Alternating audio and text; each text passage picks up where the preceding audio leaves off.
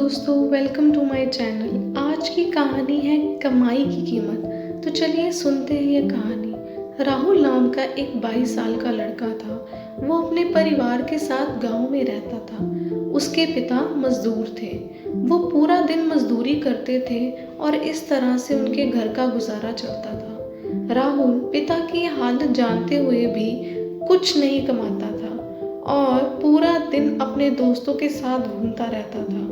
वो पैसे कमाने की बजाय अपने पिता के पैसे लेकर फिजूल खर्च करता रहता था। राहुल को अपने पिता के पैसों की कीमत बिल्कुल भी नहीं थी। एक दिन पिता ने बेटे को बुलाया और कहा कि तुम्हें भी अब हमारे घर की जिम्मेदारियों के बारे में सोचना चाहिए और यह फिजूल खर्च करने की बजाय थोड़े पैसे कमाकर घर में देने चाहिए। बेटे ने बोला, इसमें कौन सी बड़ी बात है, यह तो बहुत ही आसान है। यह सुनते ही पिता ने बोला कि कल से तुम्हें मुझे हर रोज 200 रुपये कमाकर देने होंगे। राहुल ने कहा, अच्छा ठीक है। दूसरे दिन राहुल ने अपने दादाजी से 200 रुपये लिए ताकि वो पिता को दे सके। पिता ने रात को राहुल को बुलाया और पैसे मांगे। राहुल ने वो 200 रुपये दिए। पिता ने रुपए देकर बोला, जाओ ये 200 रुपये पास की नदी के पानी में बहा दो। और राहुल ने भी ऐसा ही किया। उसने 200 रुपये पानी में बहा दिए। अगले दिन राहुल ने 200 रुपये अपनी माँ से लिए, फिर इसी तरह पिता को दे दिए। इस बार पिता ने कहा, यह 200 रुपये बाहर जाओ और पानी में बहा दो। राहुल ने इस बार भी यह रुपए पानी में बहा दिए। कुछ समय ऐसा चलता रहा।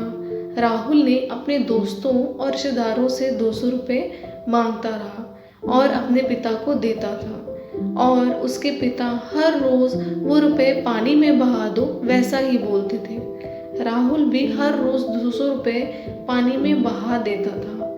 एक दिन ऐसा हुआ कि राहुल को भी समझ नहीं आ रहा था कि वो किन से 200 रुपये मांगे, क्योंकि उसने अपने सारे रिश्तेदारों से पैसे कोई ना कोई बहाना करके मांग लिए थे और पिछले पैसे ना लौटाने पर लोगों ने उसे पैसे देने से मना कर दिया। अब उसके पास कोई बहाना भी नहीं था।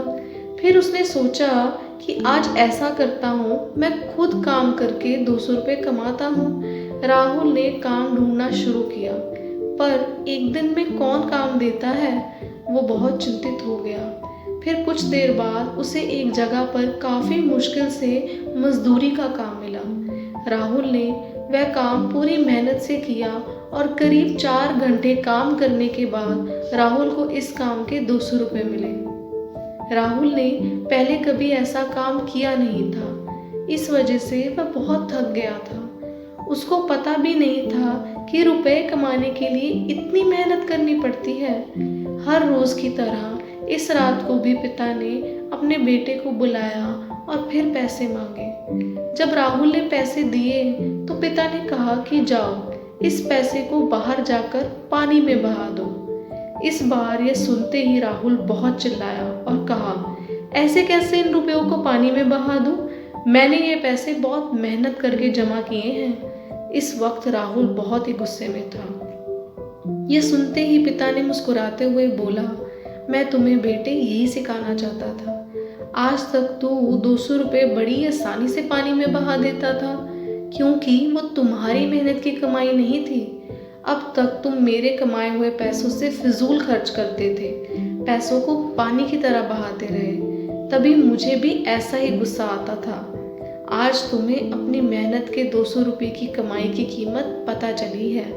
यह सब होने से राहुल को अपने पिता की मेहनत की कमाई की कीमत का एहसास होने लगा और वो भी अपने पिता को घर में पैसे कमा के मदद करने लगा। तो दोस्तों, ये कहानी हमें क्या सिखाती है?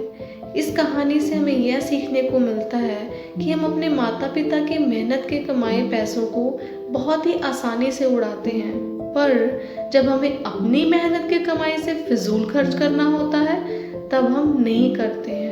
हमें पैसों की कीमत अपनी खुद की कमाई होने पर ही होती है।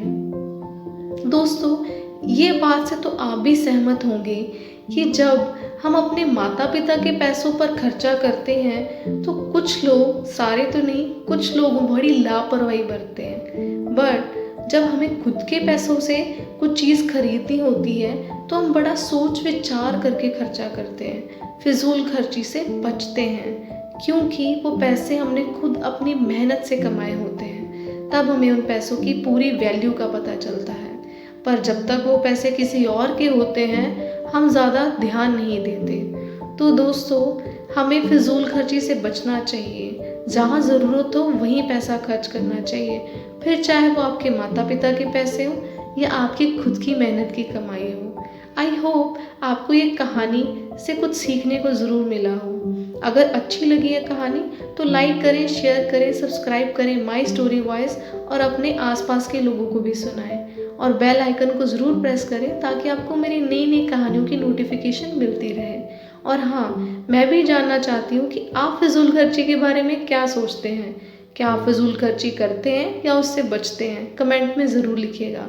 And thanks for watching and listening my story voice.